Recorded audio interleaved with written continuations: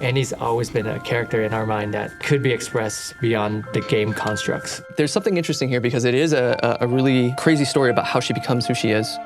She loses everything, but then gains her own self-confidence in what she's capable of doing. We've never had an opportunity to go deep into who Annie really is before, why she's such a troubled, pained, and tragic character.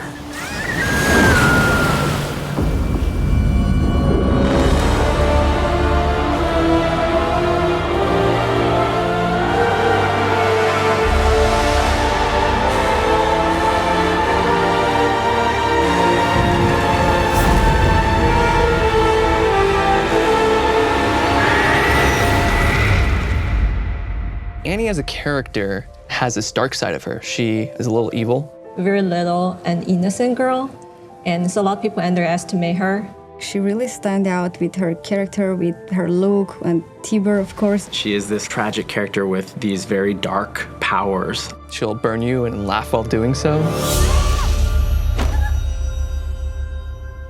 Anthony had a really cool idea on her origin stories, how she became who she is, to help people understand the soul of Annie. If we told that story for the Annie that we have in game right now, just evil kid that has fire, I think that makes Annie's story flat. We wanted to expand her world. A lot of her power comes from her emotion and sort of depth of pain and anguish. Tibbers is central to that power. Tibbers was a gift from her mom, kind of the last tangible memory and connection she has to her real mom. We want to portray this child side of Annie, and that's why we settle on this painterly and fairy tale kind of style. It looks like a painting coming into life. How much can we make Annie's story feel like a child's fairy tale, being told back to you in a medium that is appropriate for that? We've never done anything like this before. There was a lot of R&D that required actually a team to spend quite a bit of time to figure out the look and feel. We tested out motion capture initially, and then from there, we started with 2D, but just didn't really work well for our project. Why don't we just paint every single frame?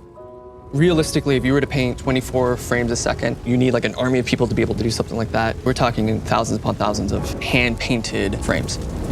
The problem is, how do you build a character that looks painterly, but is still able to give you a performance that is realistic?